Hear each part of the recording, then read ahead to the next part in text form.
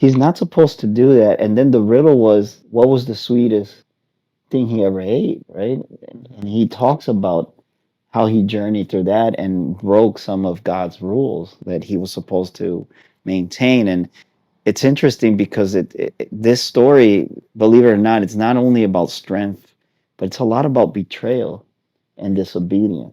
And what does that transform into your life? How does disobedience to God hurt your life? What does it do to you?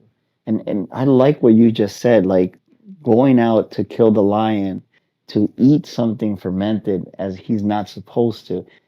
And touch the deceased body. Yes, that's another thing. He wasn't supposed to touch any dead bodies.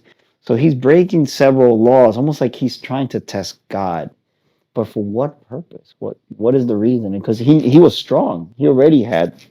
Yeah, he was strong. He definitely had a whole bunch of strength. And that's very true, like for what purpose? But he's human, right? He's human at that point. And that's the thing. That's where we could connect with Samson, like his humanity. Like there's things in him where that that spirit of like testing God in a sense. It's it's like why was he anointed, right? I think that's a question that he might ask. He's going through all these trials, and as the strongest man that's around, like My question is like you know, and I'll ask this to the public. Like, if you had Samson's strength, would you know how to use that power for a better good?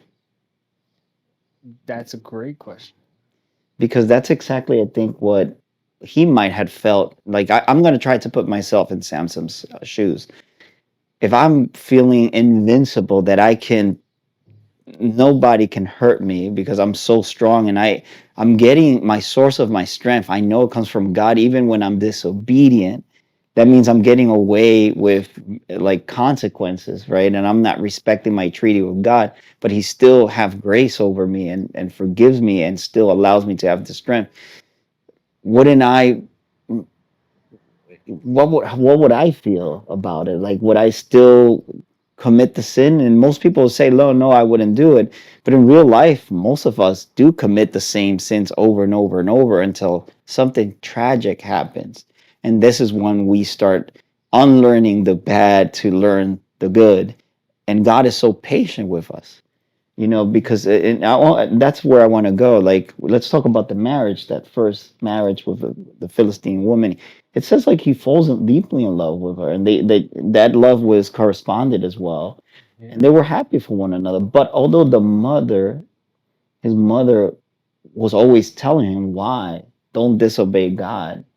So what is your take about like seeing those See those conflictive Right, it's so tough because even God's telling him to marry the Philistine woman. So it's like he's stuck in a thing of like the culture is saying is disobedient, but then he's obeying God and marrying the Philistine woman because that was God's way of creating the treaty.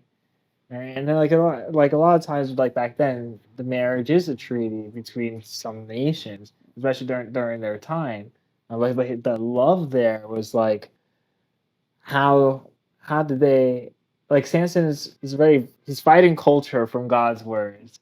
Right? Like imagine like how is he fighting God on his word as well? Like with the way like God created a culture with the Nazirites. Like what rule is really being played? yeah, it's like he could be easily confused. Yeah, and maybe that's why he also tested God by eating the carcass and eating the honey. Mm. And during the marriage time when he was gonna get married, like his his wife did like that betrayal was that could have been seen as also like how God felt during a time. That's a good reflection. Yeah. That's a good reflection. Do you think Samson knew that God's love for him was unconditional? I think he knew God's love with him was unconditional. Like as we go deeper into the story with Samson during his battles, he knew that also that God helped him win the battle, and then he was about to die from thirst. Will you call that faith? That he had that much faith in God that he would just go there and nothing would happen to him? Yes, 100%. Like faith is seen in so many ways, and I think faith is so conflicting too. Faith is somewhat conflicting because it's somewhat is a it is a test to God in a sense, right? Like I'm putting all this faith into you. Like when there's the when's the harvest coming, right? But that's a good point because also think about it like we are told in life, right? Don't put your eggs in one basket, but God tells us put all your eggs in my basket. Because if you put it in my basket, you will be fine. You'll be taken care. Even that doesn't mean you won't go through trials and tribulations, but I will make sure you get grace and mercy, which is beyond justice. And it's sad because you see that Samson was a man that was so strong, but he had a very noble heart. He would get in love and get brokenhearted. And unfortunately, his first marriage ends up with the Philistine king, I believe, ordering to kill his wife, and they burn his wife Oh, and his family. And this is where, you know, there's a huge moment of grief for Samson. I can just imagine your your marriage. You married the woman that you love, and you had not even the day of your marriage, and then very soon the Philistine comes and kill his wife, and they burn her. So I mm. can just imagine how why Samson didn't consult with God in those times of tribulations. Humanity, the rage probably came out like that's so hard. Like you're burning the his love, his life, basically your second half, because that's what it was. It was from his rib, right? Like that's what the marriage was from. So you burn in the second half, and like rage probably would come in, like Revenge. yeah, and that's so hard because then it's also it's not from your people. It's from Philistines, right? And they're seen as a different class set than Israelites, Mm. right? Because Israelites are anointed by God naturally, right? And Philistines aren't. They're not in the culture of God's people. So like having that be done is just so difficult. Yeah, also like we have to understand like Samson was kind of like had like a fighting tactic against the Philistine, like it was a gorilla. Like he was like, He's he the was first like one man versus yeah, one what gorilla. Like a yeah, hundred he man was versus one gorilla. That's yeah, him, just he a was like gorilla. one of those like Arnold or Sylvester Stallone movie type of guy, Yeah. like he was taking a whole army by himself. But I start to think and reflect a little bit about that moment when he loses his wife, where perhaps his faith is really tested.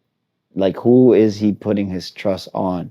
And I think he put his trust on more on his own strength and to seek revenge than to really seek God for advice.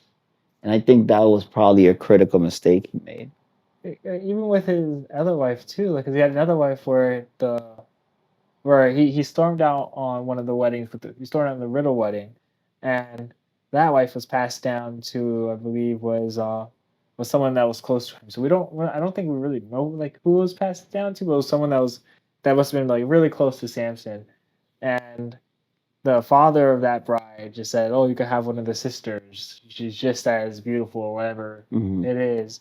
And he said no, he didn't want her. So again, it's like another rage. Like so, he lost like two loves Hmm. from that. So he has like I think it's like his heartbreak is what makes him is probably what made him like fall into sin of lust. Like you But have all your wives dying or being taken away. Like what is like why? It's like why is God doing that? Like how do you? It's so hard to turn to God during those tribulations. I think he did it to himself too, because the constant disobedience leads into tragedy. Mm. And you see that through the story of the Bible, right? You see that Normally, the disobedient brings destruction. It doesn't bring harmony. And Samson, you see that too, like constantly testing God's patience. And it's like, and his mom, which loved Samson to death, was always telling him, like, don't do this. Avoid this.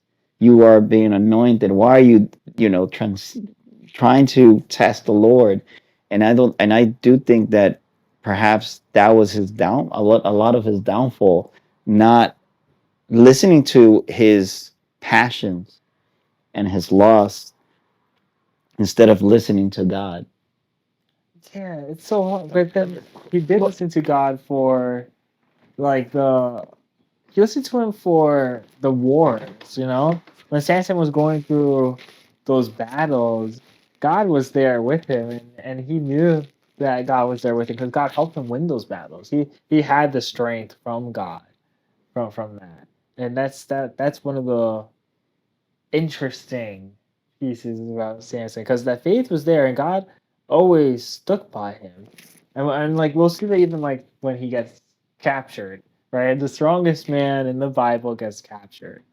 But even when he gets captured, God is still with him to but God gave him a mission. Like that's the hard part too, because God gives you a mission even since birth, the mission still plays on. Exist. I'm trying to coexist. Exist. Yeah, I'm trying to coexist. Exist. I'm trying to coexist.